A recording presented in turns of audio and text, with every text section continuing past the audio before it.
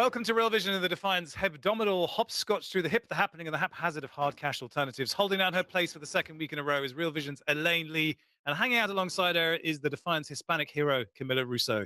I'm, of course, hungry to hear what they have to hold forth about as we hobble horrifyingly to the conclusion of this half-baked introduction.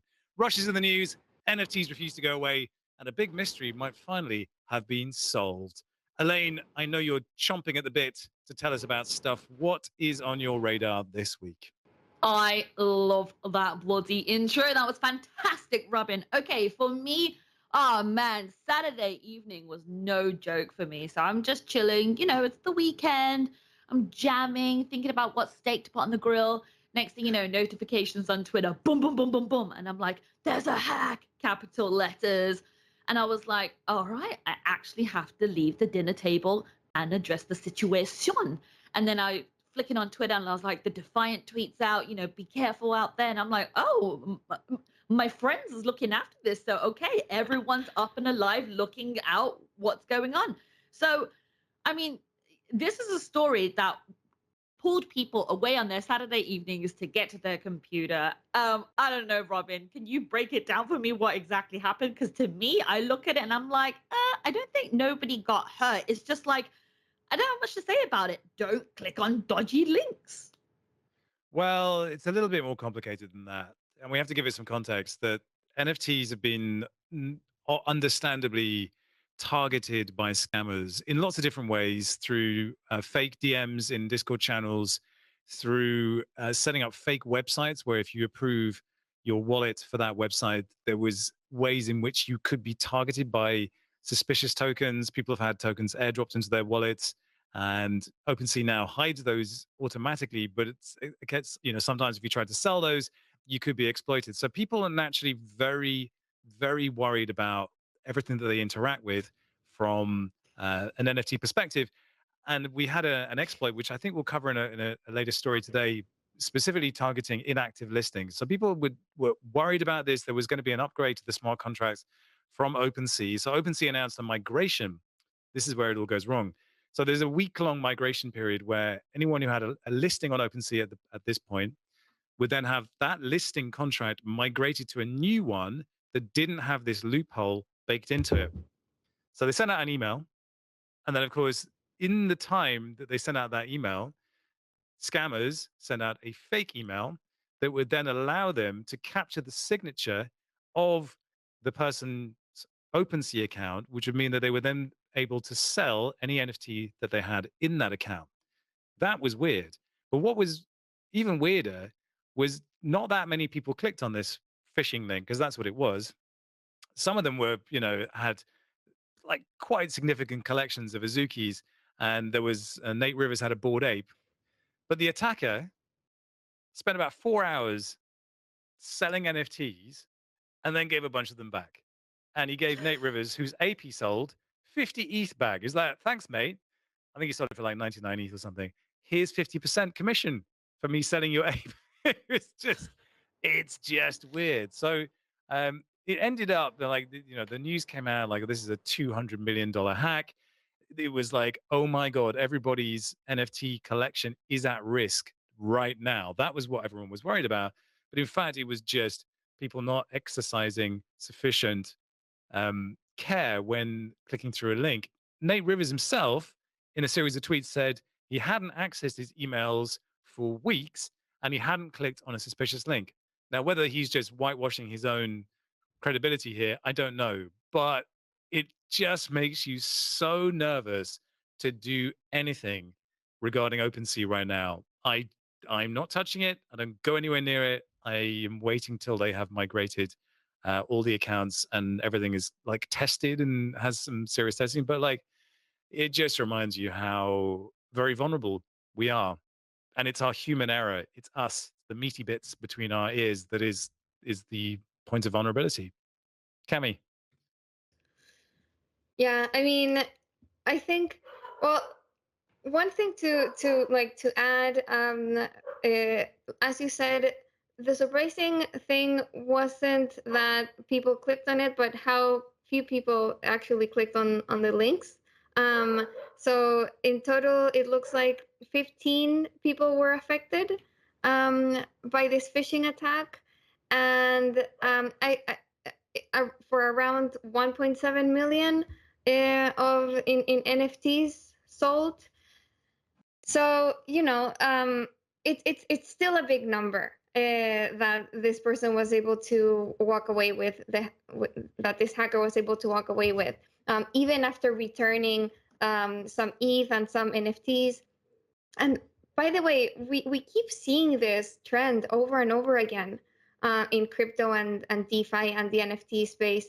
Hackers just, kind of always or many times give some of the money back to their victims. And I don't know if this is common in outside of crypto, but it's become kind of like I don't know, like a play sheet, like, okay, after you walk away with the funds, you return some of it. So I don't know what to like. So the easy conclusion to this is obviously be careful with the links that you click. There are many hackers and scammers out there looking to, make money through NFTs. But at the same time, like, these people are they are NFT holders. Like they're not people who are necessarily kind of newbies to crypto. They're NFT traders, like this, like Bored Ape holder. So it's just like, yes, like obviously be careful, but what makes this scary is that these weren't necessarily newbies who were falling for these links. So yeah, I think kind of Robin is right to be extra cautious and not touch anything until the entire system has migrated and is, more protected against these loopholes and scams. And then I think maybe this kind of will segue to some of the other news that we wanted to talk about. Even if this is the case, that there are so many scammers out there, in the end, these hacks do leave a trail on chain that's there forever, and it's public. So the I guess, like, the silver lining of all of this is that it's becoming easier and and easy, or like it's common. It's becoming more known how to track down these scammers and these hackers. But I don't know, like, if that's how big of a consolation that is for people who are now, like, lost out on their Bored Apes and NFTs. Well, it's interesting that the return funds is, I guess it's an insurance policy. So there are white hat bounties, and they're starting to pay better than they used to, but they're still not amazing. I I've seen certain projects have been raising the bounties to try and maneuver hackers in the right direction. But I think in this case, and often by returning some of the funds, they reduce the risk that people will come after them.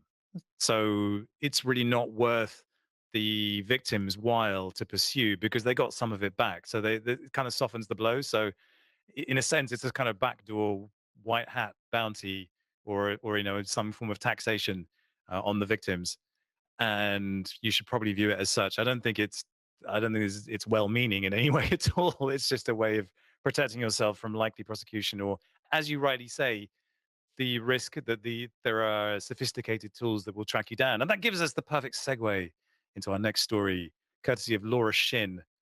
Elaine, did you follow this one, the drama about the DAO hack and the possible identity of the person that perpetrated this?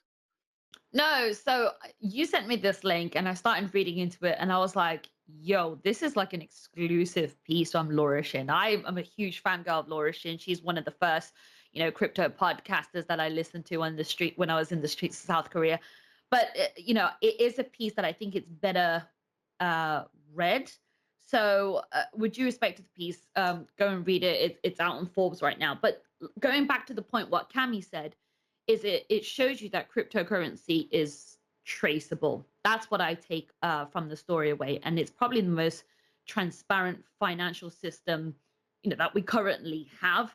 But what's worth noticing for me, it was the years going back, and now we've had time to look and investigate over this kind of hacks that happened. So also in 2016, you can't forget the story where recently the U.S. Department of Justice seized and arrested, that couple who was responsible for that 3.6 billion worth of, I think it was Bitcoin that they stole. But again, it just sort of touches on both of these stories, how traceable and trackable cryptocurrency hacks are.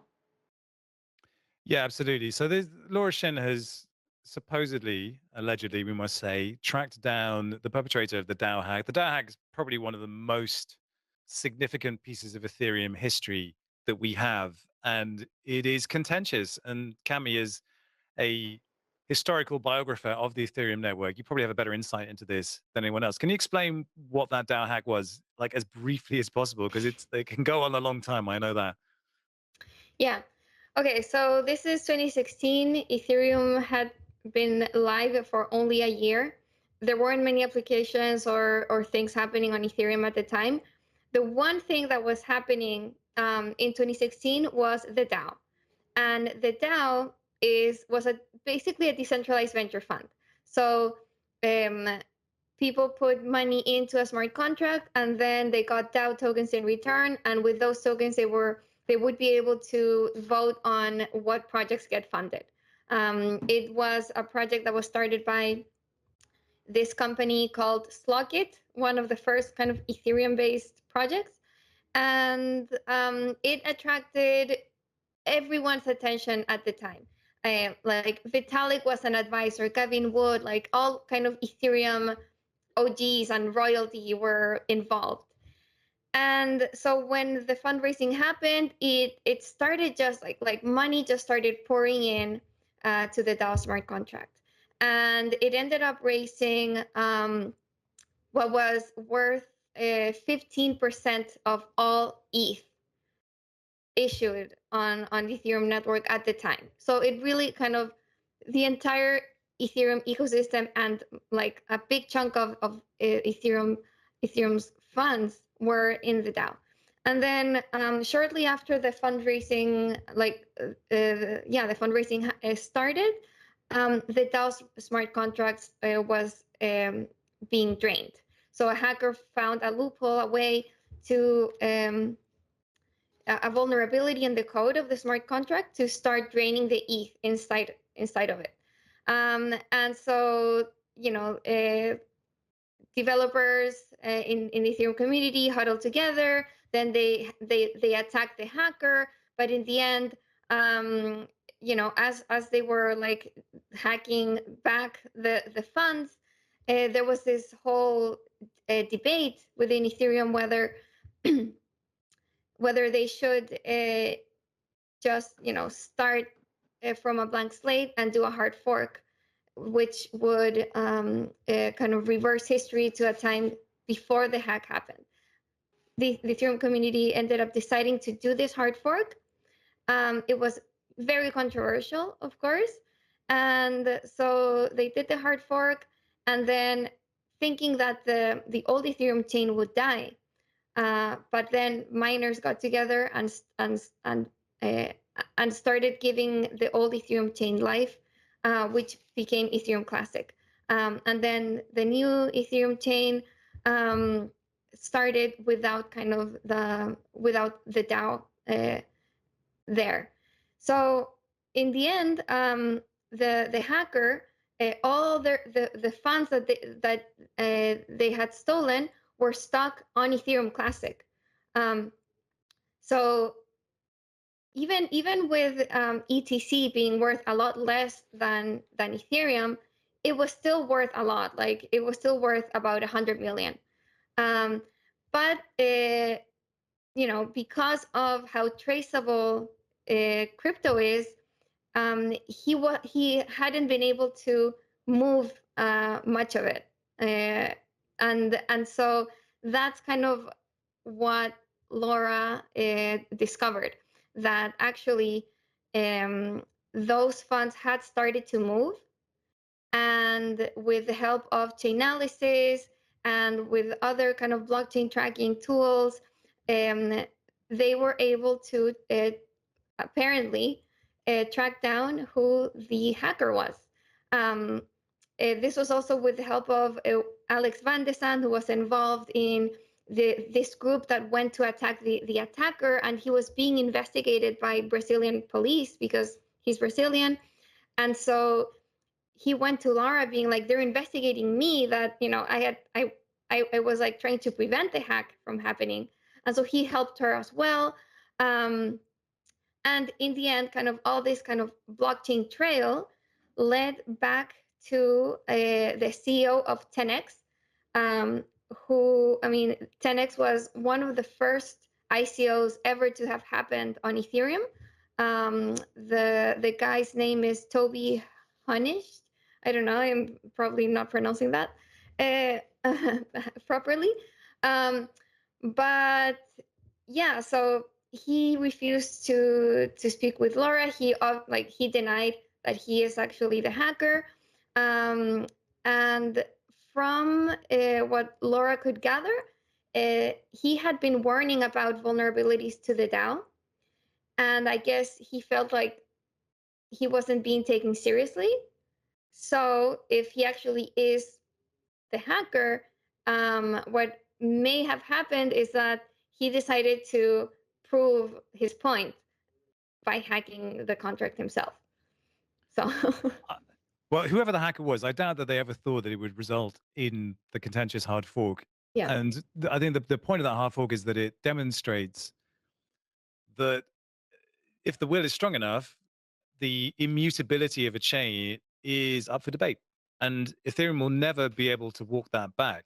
So Mhm. they rolled the chain back to before the hack had happened. So it's as if that transaction never did happen, made everyone whole again. But that is a deeply troubling thing for anyone looking into the history of Ethereum to say, well, now we have a precedent. Now this can happen again. That's the difficult thing here. One of the interesting things I picked out on this, I mean, it's a really fantastic read in terms of forensic journalism, but it's also, as Elaine was saying, the tools that forensic firms have now at their disposal is pretty extraordinary. And Laura makes a point out of the way that they were able to unmix a mixed transaction. So when you send Bitcoin through a mixer, it mixes up transactions, and what gets spat out the other side should be, in theory, untraceable. Often hackers will steal ETH, send it through Tornado Cash, and then it comes out the other side washed. It's effectively a way of laundering your ETH. This was done through Wasabi, but what chain analysis has been able to do is unmix the coins that have gone into Wasabi. And if you can do that, then the washing is effectively nullified. That's pretty spectacular. So you now have these, you basically have nowhere to hide because for hackers, there's always some point of contact with the internet. They have to connect to the internet in some form or other. And most hackers trip up there. They leave an IP address, or they leave, an email address that's easy to trace. It's actually very, very difficult to cover your tracks at that end. It's quite easy to cover your tracks on chain if you know what you're doing. But now by demystifying these tumblers, they've elucidated another one of the dark corners that um, hackers have been hiding in. And of course, the easy thing to say is, well, this is just full of hackers. Blockchain's full of hackers and scammers. It's like, well, yeah, may well be, but they won't be there for long if it's that easy to uncover them. No, So, it's amazing to listen to the both of you talk about this, because I think cryptocurrency security is going to be the next biggest thing in the years to come. I mean, the only thing I mix with my wasabi is soy sauce, so I have absolutely a whirlwind and a vortex hole to keep learning about that. But Cami, I was just googling. You wrote a whole book actually based on this, called like "How an Army of Crypto Hackers is Building the Next Internet with Ethereum." That's amazing. So I think just cryptocurrency security is just something that you've got to be so careful. And week after week of doing this show, every time I take away a security nugget, and yeah, it's good. well, that's the thing. If the demand is there from large enough institutions, they'll figure out a way to make it more secure. And so the hacks need to happen in order for us to understand the vulnerabilities. And you can't stay ahead of the hackers. They're always going to be smarter than you. They're always going to spot vulnerabilities faster than you can. But that's why companies like Immunify that we've spoken to, they advocate for extremely generous bounties for white hat hackers. Like make the bounties so generous that it's worth more to take the bounty than it is to participate in a hack. That's it. That's really the only way to combat this. Yeah, I think the takeaway from this, I mean, is definitely it's not a matter of if a hack on a public blockchain will be found out, is it's when. Like this is the biggest hack on Ethereum. It had been a mystery since 2016, and now there is a pretty kind of credible theory as to who did it. I mean, we can't state like for a fact that this person is the actual hacker, but there are many clues that lead to his to the 10x IP address and so on.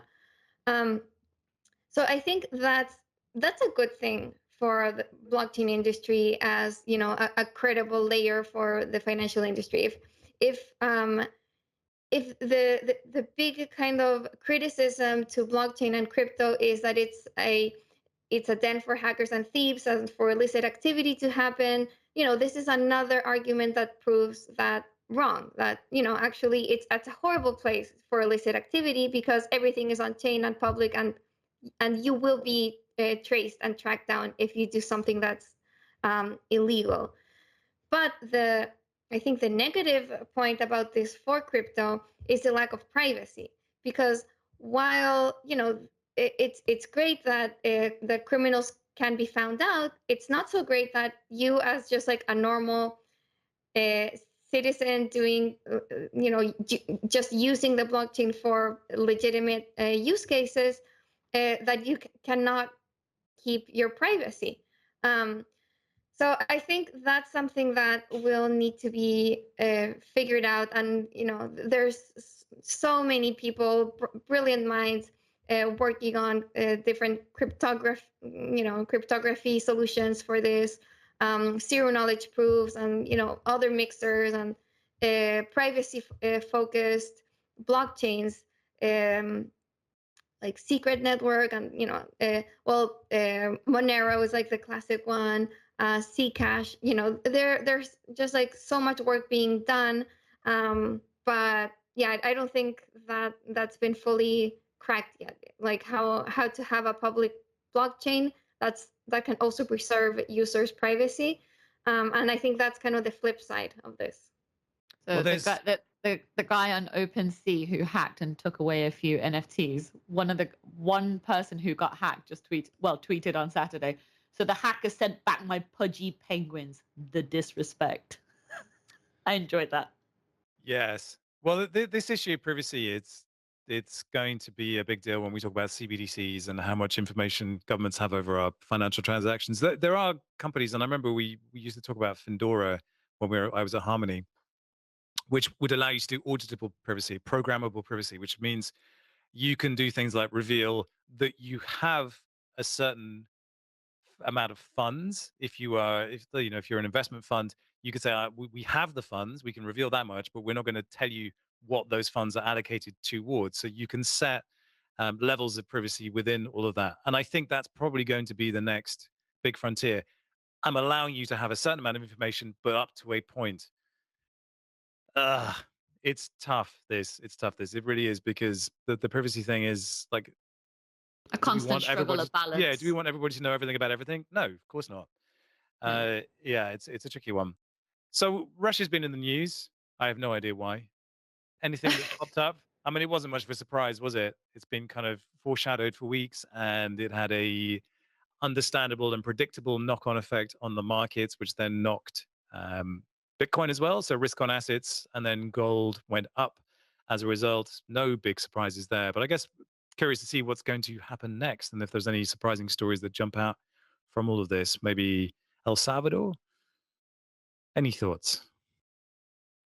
Look, I think there's still a lot of tension over in East Ukraine over the past week with the news and everything, but it it certainly is a rough start to the cryptocurrency market, and there's no signs of cooling off because I think Ukraine's about to announce like a 30-day state of emergency. But I think what you're recognizing, or that I'm seeing for sure, is basically that Bitcoin is starting to be old enough to recognize as more of a macro asset class. So investors will, prioritize commodities such as gold and crude oil rather than, more volatile assets like cryptocurrency. I mean, I think it's been dipping at one of its lowest, looking at Bitcoin price 38, 36 is touching, which is a pretty low point over the past year. But also going on in that patch of the world is that also this week, amidst tensions, that Russia's Ministry of Finance presented a bill earlier on this week, and that it's moving forward to regulate cryptocurrencies in the country. I think I read something at CoinDesk that basically the quote that stuck out to me was, the policy split with the Bank of Russia, which opposes regulation and would rather see cryptocurrency trading and mining banned.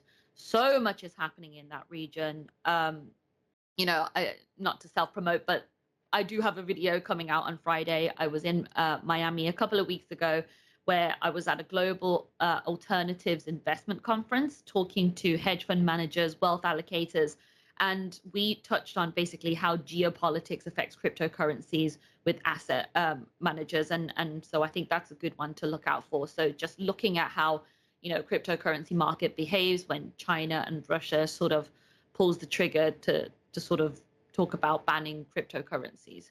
So I think that's just a really interesting area to look out for. Yes, nothing is ever as it seems when it comes to governments and their relationship with crypto. And it tends to be when the price is dumping, then the negative sentiment comes in and they get a bit scared. So let's see what happens with that. Just one final story I wanted to jump into is, again, it's about scammers, and it's about this coin Safe Moon that went on a massive run last year for reasons that nobody could really understand. And a bunch of influencers have now found themselves the target of pump and dump lawsuits. So we've got Jake Paul, Soldier Boy, and a few others. Oh, Soldier Boy. Soldier Boy, and the world's favorite boxer, Jake Paul. So, Cami, doesn't this feel eerily reminiscent of 2017 all over again? Totally. Yeah. I mean, this Safe Moon story, it feels like every other kind of, token, meme coin story. It's the way that a lot of these projects operate. They bring in celebrities to pump up this useless token that's, I mean, literally there's like nothing to it. Like there's no project behind it, there's no utility, there's no platform or protocol or app. It's just a meme. And we saw these really kind of start to gain steam last year with TikTok influencers promoting them. And SafeMoon was one of the kind of the larger ones. So yeah, it's like it's nothing new. And honestly, I'm glad that these things are getting that that regulators are cracking down on these projects. Like these are the type of projects that give crypto a bad name, and that it's right that they're called out, and that that people are able to get some justice after all of these promoters kind of dumped their tokens on them. I think we'll probably see more of these, because SafeMoon was just one of so many of these meme coins that happened last year. But it's crazy that, I don't know, it seems like this industry just doesn't learn. It's the same thing as 2017. Just celebrities jumping on these meme coins, social media influencers jumping on, retail, like individual investors buying useless tokens and then getting dumped on. I don't know. It just like it never stops. I wish there was like Yeah, I hate seeing that stuff. I just think it's really dangerous when you sort of, backed by popular culture, of a person who's got so many followers. They have the verification on various social media platforms, and it's a scary thing to watch because it's almost like you can see a car crash about to happen. But when someone has that many followers, they have power and numbers, and that's what's scary for me. Um, so yeah, I mean, I would just say like would this you like listen to Soldier really Boy about should your investments?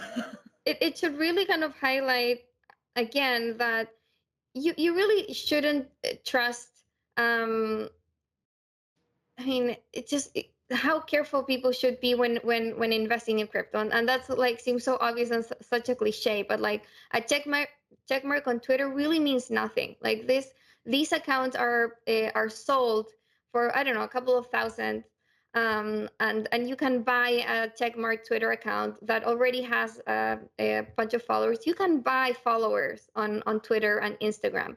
So, if you see if you see like 100,000 followers on Twitter and a checkmark account, and this person kind of this like unknown person without a history, and like all it says on their bio is like NFT influencer, then watch out. Like there have been like so many examples of these people just like basically doing pump and dump schemes.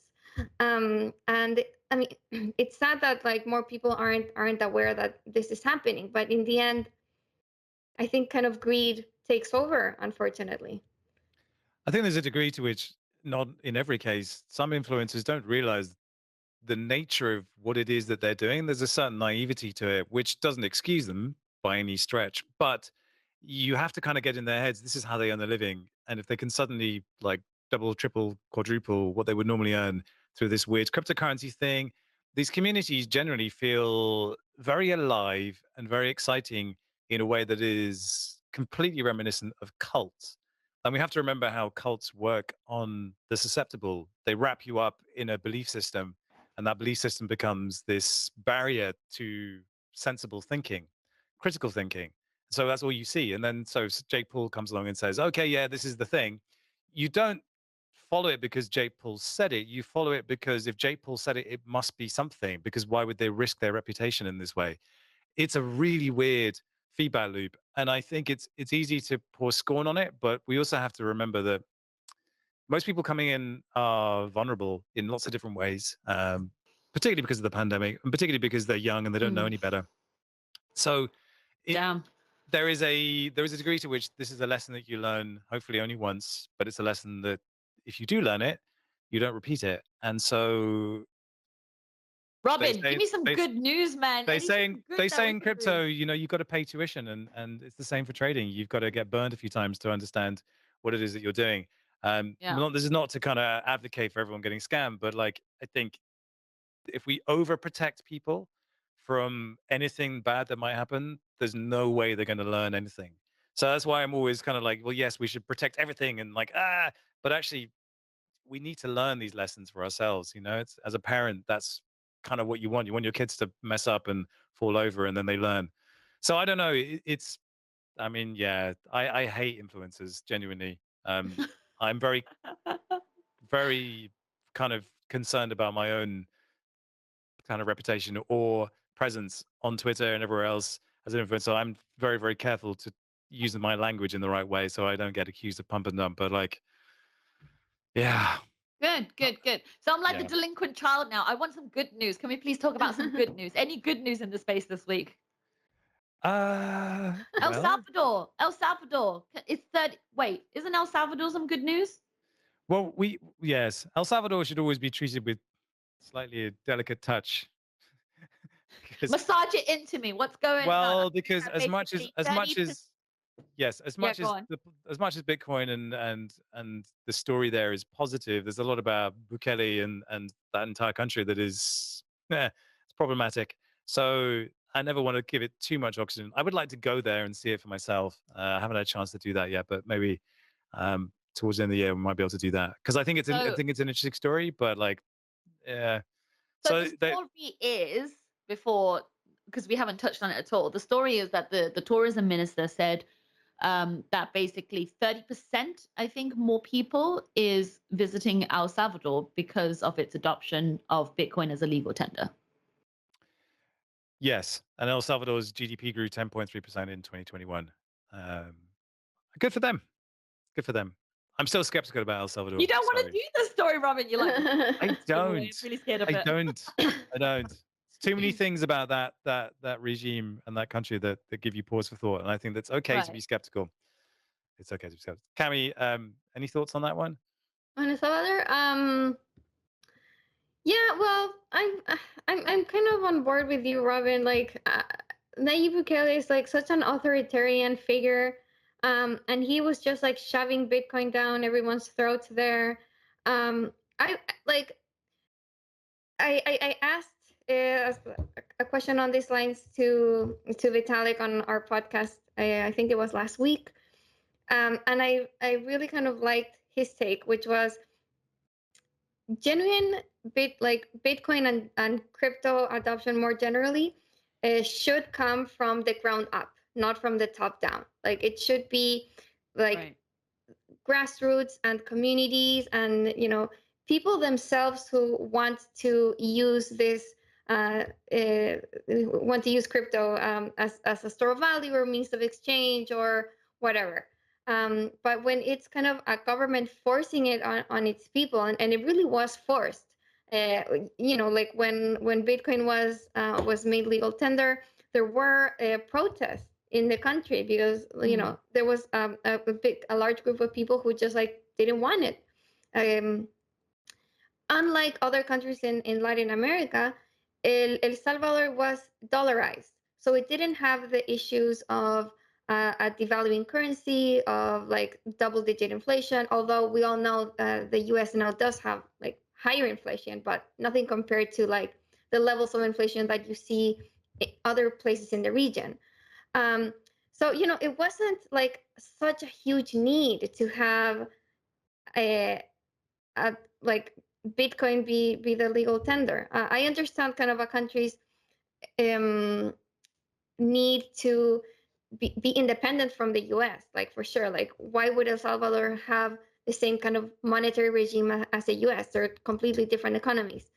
So in that sense, like Bitcoin was useful. But on the other sense, like I said, it wasn't like a huge kind of problem that the people of El Salvador were asking for to have Bitcoin be their currency.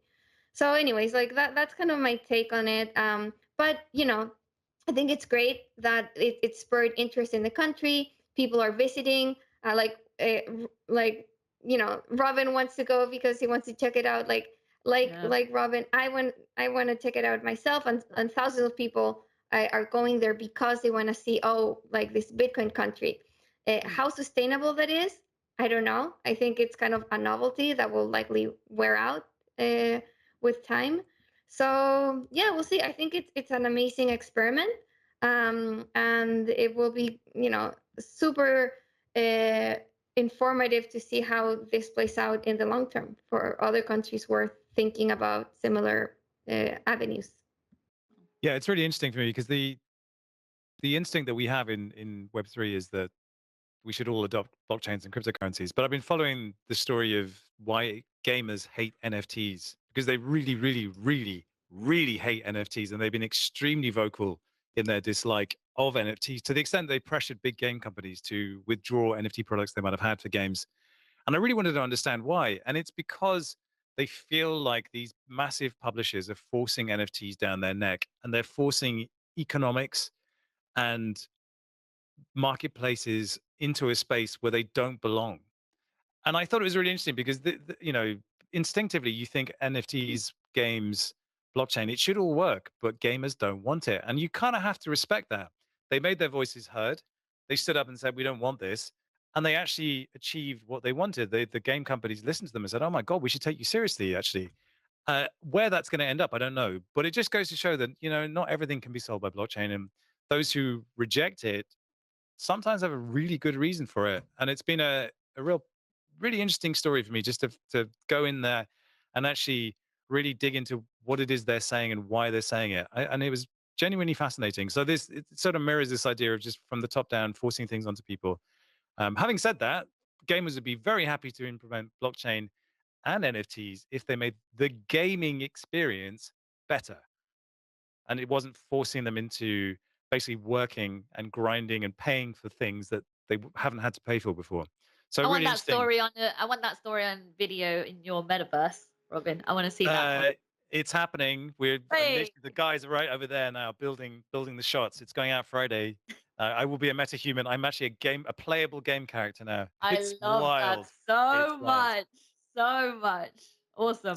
So, if you weren't already aware, we have not been playing around on this episode of Real Vision versus Defiant, but we will be around next week. Elaine, do you know who's going to be joining us on the panel next week? I believe it's Ash Benetton, but I'm not sure. TBA, who knows? It might be Rail Pal.